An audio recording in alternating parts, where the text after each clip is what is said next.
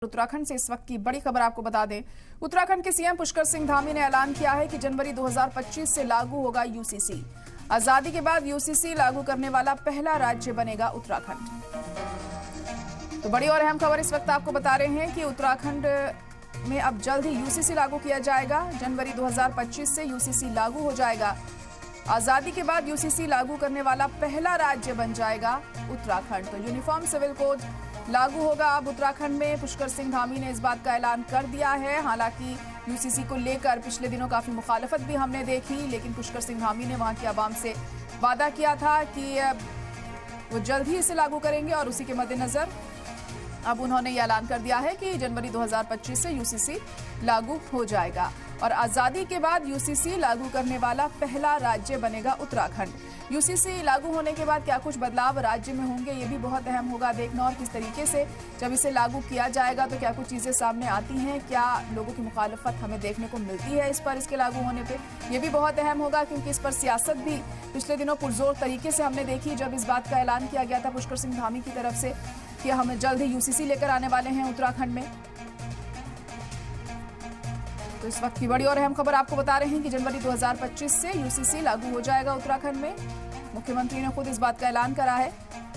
आजादी के बाद यूसीसी लागू करने वाला पहला राज्य बनेगा उत्तराखंड। तो यूनिफॉर्म सिविल कोड जनवरी 2025 से उत्तराखंड में लागू कर दिया जाएगा और काफी दिनों से जो प्रक्रिया थी वो जारी थी इसे लागू करने की, और अब आखिरकार जनवरी से इसे लागू कर दिया जाएगा और इस बात का ऐलान पुष्कर सिंह धामी ने कर दिया है। मुख्यमंत्री धामी ने इस बात को अनाउंस कर दिया है कि जनवरी 2025 से यूसीसी उत्तराखंड में लागू हो जाएगा। तो यूनिफॉर्म सिविल कोड उत्तराखंड में लागू हो जाएगा और आजादी के बाद यूसीसी लागू करने वाला पहला राज्य बनेगा उत्तराखंड।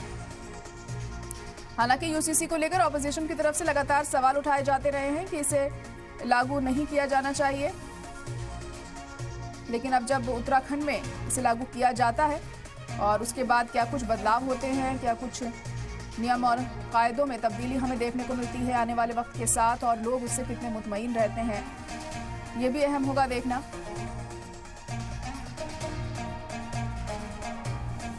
यूनिफॉर्म सिविल कोड में सभी को एक ही कानून को मानना होता है और अब जब उत्तराखंड में इसे लागू किया जाता है तो कैसा रिस्पॉन्स आवाम का यहाँ पर सामने आएगा जब इसके नियमों को यहाँ लागू किया जाता है, तो ये देखने वाली बात होगी क्योंकि इसकी मुखालिफत भी हमने पिछले दिनों देखी जब इस बात का ऐलान किया गया था कि ये उत्तराखंड में लागू होगा।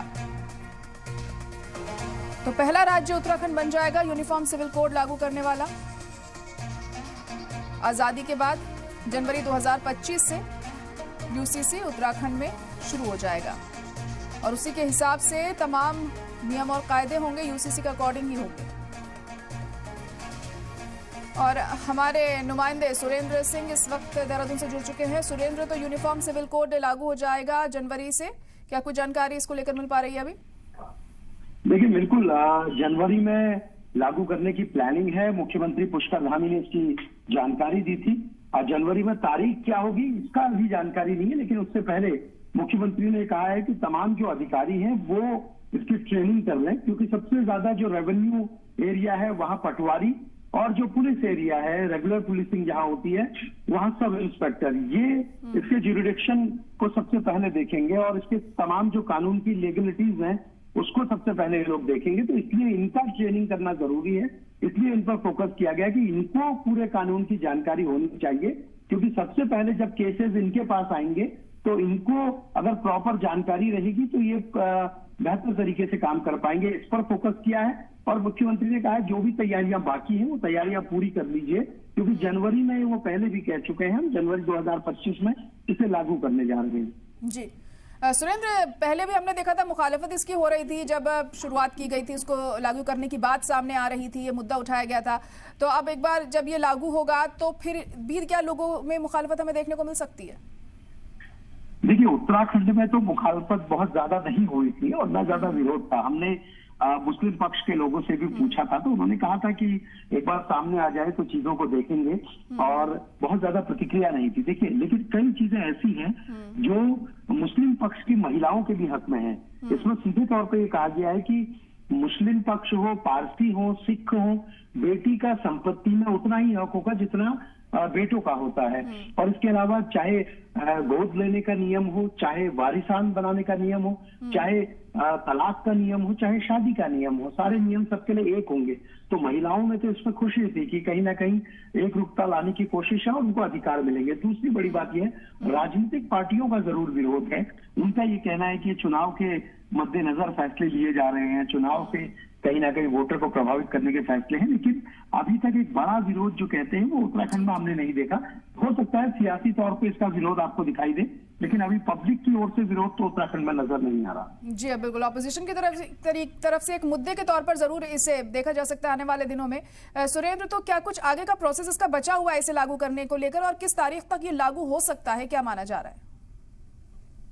कोई भी कानून अगर बनता है, विधानसभा से, लोकसभा से पास होता है, राज्यसभा से पास, संसद से पास होता है, तो उसके बाद राष्ट्रपति राज्यपाल के हस्ताक्षरों के बाद उसको इम्प्लीमेंट किया जाता है।